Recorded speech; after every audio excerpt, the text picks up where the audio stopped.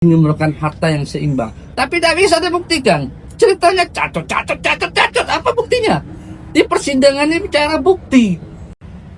Yang perlu dipahami, di dalam undang-undang korupsi itu sudah jadi kesepakatan bersama bahwasanya dalam Indonesia maupun negara-negara ini secara internasional, hukum internasional itu kejahatannya sangat luar biasa, sehingga pembentuk undang-undang memberikan aturan tersendiri, hukum acara tersendiri dalam undang korupsi itu. Apa namanya? Dikenal dengan pembalikan beban pembuktian. Nah, pembalikan beban pembuktian ini harusnya Pak Nadiem mengambil haknya. Ini sebuah kewajiban untuk membuktikan apakah harta peningkatan yang tidak seimbang itu merupakan hasil kejahatan. Di persidangan saya ingat betul pada saat pemeriksaan dia, saya tanya Pak Nadiem, berapa gajimu? Dia nggak menjawab. Tetapi faktanya dia membayar semua uang-uang itu untuk membayar gaji SKM. Ini menunjukkan, justru itu menunjukkan apa? Ada pengkondisian, ada konflik interest antara pengadaan kerungu ini. Dia memanfaatkan orang-orang SKM segala untuk memperbanyak kepentingan dia dengan pihak Google. Nah, apa benang merahnya? Pak Nadiem mengatakan, gampang Pak Jaksa katanya. Kalau mau lihat harta kekayaan saya, cuma satu sumbernya. Apa itu sumbernya? Dari Goto atau dari Akap. Nah, di fakta persidangan kita sampaikan dalam register itu bagaimana pengelolaan PT Akap dan Goto itu kita melihat ada skema fraud di situ. Apa skema fraudnya? Pertama, ada pencatatan yang berbeda antara transfer uang di perusahaan dengan pencatatan notaris.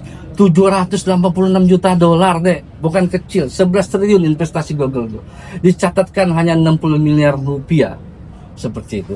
Nah, kita tanyakan ahli dengan Pak Nadiem, saya bacakan bagaimana teori identifikasi, bagaimana mengenai substance of perform, mengenai beberapa teori doktrin yang biasa dipakai dalam rejim kejahatan dalam perusahaan, itu diakui sebagai salah satu kejahatan. Seperti itu. Salah satunya adalah mengatakan untuk menghindari manipulasi pajak seperti itu. Nah, saya melihat skema seperti ini, ya kan, ada benang merah peningkatan harta kekayaan Pak Nadiem itu, ada skema fraud di sana, dia pengelolaan Akap, di situ ada investasi Google di situ yang besar, 75 juta dolar, di situ ada konflik kepentingan dia sebagai menteri dan pemegang saham untuk menetapkan pengadaan perundu.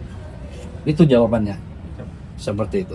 Dan saya sangat menyesalkan, seharusnya penasihat hukum itu cerdas. Dia membuktikan bagaimana bisa membuktikan kliennya ini merupakan harta yang seimbang. Tapi tidak bisa dibuktikan. Ceritanya cacat. Apa buktinya? Di persidangan ini bicara bukti. Seperti itu. Nah, kami buktikan dari mana? SPT banyak, dari HKPN, dari keterangan ahli, dari mereka sendiri seperti itu. Nah, ini yang kita pahami bahwasanya itulah namanya kejahatan extraordinary crime, diberikan aturan yang sangat khusus oleh pembentuk undang-undang.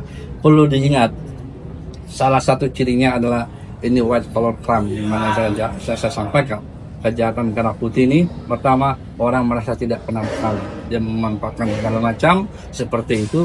Bagaimana dia memanipulasi kebohongan-kebohongan supaya dia mendapatkan keuntungan dari situ. Download Tribun X sekarang, menghadirkan lokal menjadi Indonesia.